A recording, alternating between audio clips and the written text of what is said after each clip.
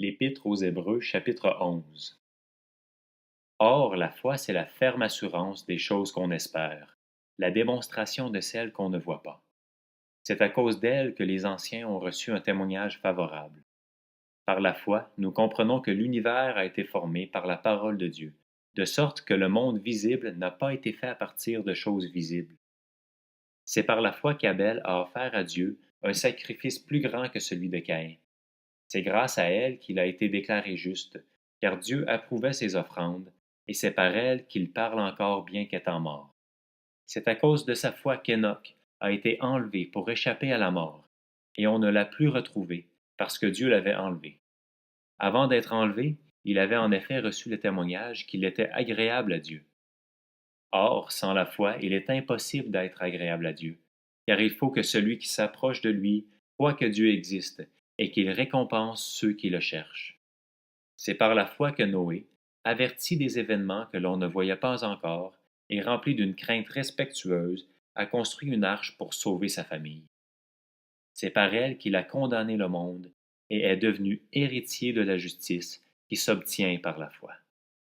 C'est par la foi qu'Abraham a obéi lorsque Dieu l'a appelé et qu'il est parti pour le pays qu'il devait recevoir en héritage. Il est parti sans savoir où il allait. C'est par la foi qu'il est venu s'installer dans le pays promis, comme dans un pays étranger. Il y a habité sous des tentes, ainsi qu'Isaac et Jacob, les cohéritiers de la même promesse, car il attendait la cité qui a de solides fondations, celle dont Dieu est l'architecte et le constructeur.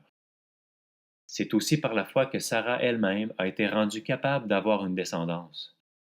Malgré son âge avancé, elle a donné naissance à un enfant parce qu'elle a cru à la fidélité de celui qui avait fait la promesse. C'est pourquoi d'un seul homme, pourtant déjà marqué par la mort, est née une descendance aussi nombreuse que les étoiles du ciel, pareille au sable qui est au bord de la mer et qu'on ne peut compter. C'est dans la foi qu'ils sont tous morts, sans avoir reçu les biens promis. Mais ils les ont vus et salués de loin, et ils ont reconnu qu'ils étaient étrangers et voyageurs sur la terre. Ceux qui parlent ainsi montrent qu'ils cherchent une patrie.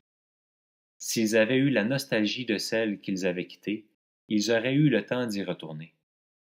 Mais en réalité, ils désirent une meilleure patrie, c'est-à-dire la patrie céleste.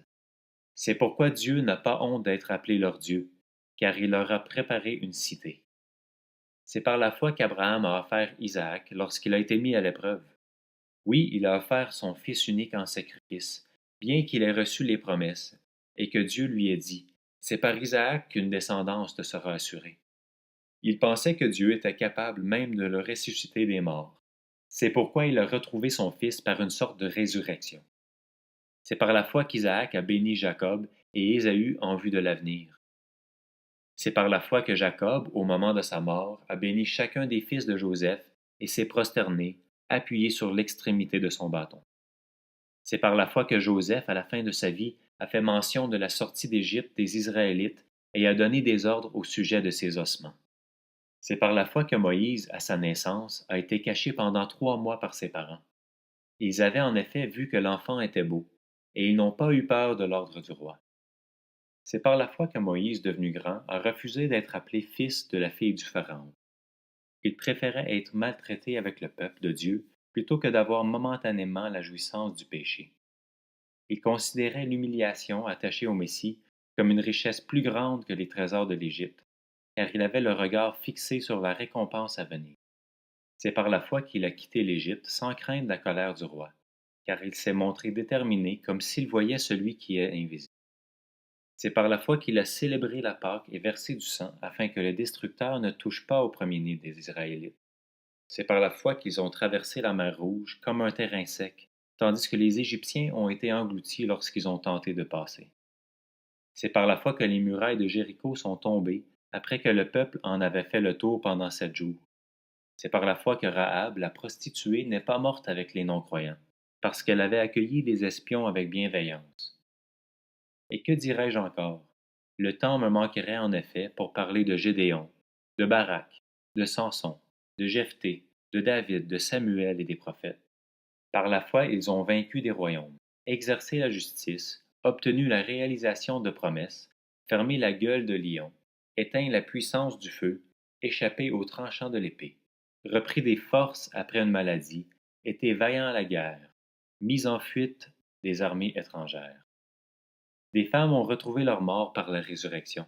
D'autres ont été torturées et n'ont pas accepté de délivrance afin d'obtenir une meilleure résurrection. D'autres encore ont subi les moqueries et le fouet, les chaînes et la prison. Ils ont été lapidés, sciés, mis à l'épreuve. Ils sont morts tués par l'épée. Ils sont allés d'un endroit à l'autre, habillés de peaux de brebis ou de chèvres, privés de tout, persécutés, maltraités, eux dont le monde n'était pas digne. Ils erraient dans le désert et les montagnes, dans les grottes et les abris de la terre. Tous ceux-là, bien qu'ayant reçu un bon témoignage grâce à leur foi, n'ont pas obtenu ce qui leur était promis, car Dieu avait en vue quelque chose de meilleur pour nous. Ainsi, ils ne devaient pas parvenir sans nous à la perfection.